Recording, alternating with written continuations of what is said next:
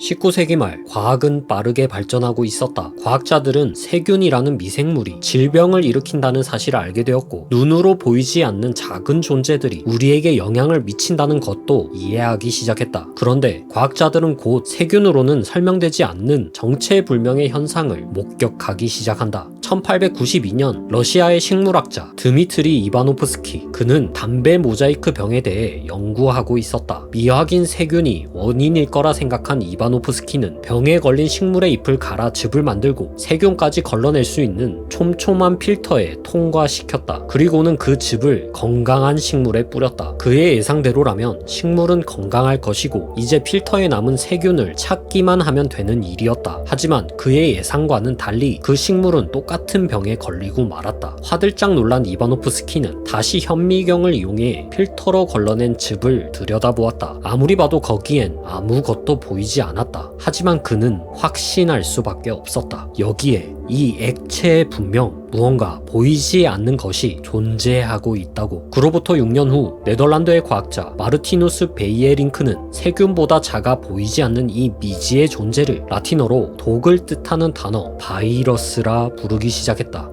과학자들은 바이러스에 대한 연구를 이어갔지만 보이지 않는 존재를 연구하는 것은 쉽지 않은 일이었다. 그러던 1931년 독일의 과학자 에른스트 루스카와 막스 놀이 최초로 전자현미경을 발명하며 드디어 오랜 수수께끼를 확인할 순간이 찾아왔다. 과학자들은 설레는 마음으로 바이러스를 들여다보았다. 그리고는 곧 큰 충격에 빠지고 말았다. 현미경 아래 드러난 바이러스의 모습은 지금까지 알려진 어떤 생명체와도 다른 형태였기 때문이다. 바이러스는 전형적인 세포의 형태나 복잡한 기관을 전혀 갖추고 있지 않았다. 세포막이나 세포질 같은 세포의 기본 구조조차 없었고 독립적인 생명 활동을 위한 장치도 전혀 존재하지 않았다. 그저 캡시드라는 단백질 껍질 안에 유전 물질만이 들어있을 뿐이었다. 다시 말해 단백질 껍질에 둘러싸인 유전자 집합체, 이것이 전자현미경이 보여준 바이러스의 정체였다. 바이러스는 에너지를 생성하지도 않고 물질 대사를 하지도 않으며 환경에 반응조차 하지 않았다. 과학자들은 혼란스러웠다. 이건 살아있다고 해야 할까? 아니면 단순한 유기물의 집합이라고 봐야 할까? 이 녀석은 그 어디에도 속하지 않는 생명과 비생명의 경계에 서 있었다. 과학자들은 바이러스의 생태를 이해하면서 이 존재가 자기 복제조차 하지 못한다는 점에 주목하게 된다. 바이러스는 숙주의 세포에 들어가야만 자신의 유전 정보를 복제할 수 있었다. 이 점에서 바이러스는 진정한 의미의 생명체라기보다는 기생성 유전 물질로서의 특징을 드러내기 시작했다. 바이러스는 숙주 세포에 들어가 세포 내의 복제 시스템을 강제로 장악했다. 숙주 세포 안에서 바이러스는 자신의 유전 물질을 주입하고 숙주의 대사 장치를 이용해 자신을 끝없이 복제하도록 만들었다. 이를 통해 수백, 수천 개의 새로운 바이러스가 생산되었고 숙주 세포가 파괴되면서 다량의 바이러스가 방출되었다. 바이러스의 이런 특성은 마치 유전자 복제를 위한 기계적 프로그램처럼 보였다. 이 기묘한 존재는 생명체가 가진 생명력을 빌려 자신이 가지고 있는 것처럼 행동하는 완벽한 기생자였다. 코로나 바이러스 같은 RNA 바이러스는 숙주의 호흡기 세포에 침입하고 숙주의 번역 기구를 이용해 수백만 개의 바이러스 입자를 생성하며 숙주 간 전파력을 극대화한다. 이 과정에서 바이러스는 단백질 껍질을 빠르게 복제하고 숙주의 면역 시스템을 교란시키며 감염을 확산시킨다. 이는 바이러스가 숙주와의 관계를 최대한 활용하는 복잡한 진화 전략을 보여주는 대표적인 사례다. 바이러스의 기생성과 숙주의 의존성은 과학자들에게 생명의 정의를 새롭게 고민하게 만들었다. 앞서 언급한 것처럼 바이러스는 세포라는 최소한의 생명 단위조차 갖추지 못했다. 대사 활동도 스스로 생존할 능력도 없다. 하지만 이 미세한 존재가 생명의 가장 중요한 특성인 유전자 복제를 가능하게 한다는 점에서 생명과 닮아 있었다. 우리가 생명이라고 부르는 존재들은 모두 자신을 유지하고 후세를 남기려는 본능을 가지고 있다. 어떤 방식으로든 그것이 최적화되어 있다. 바이러스도 마찬가지다. 그 구조가 단순할지라도 유전 물질을 복제하고 전파하는 데 있어서는 매우 효과적인 방식으로 프로그래밍 되어 있다. 이 지구상의 모든 생물도 우리 인간도 그리고 바이러스도 결국 본질적으로는 겹치는 부분이 존재하는 것이다. 진화 생물학자 리처드 도킨스는 자신의 저서 이기적 유전자에서 생명체를 유전자의 생존과 복제를 돕기 위한 매개체라 설명했다. 생존과 진화의 주체는 생명이 아니라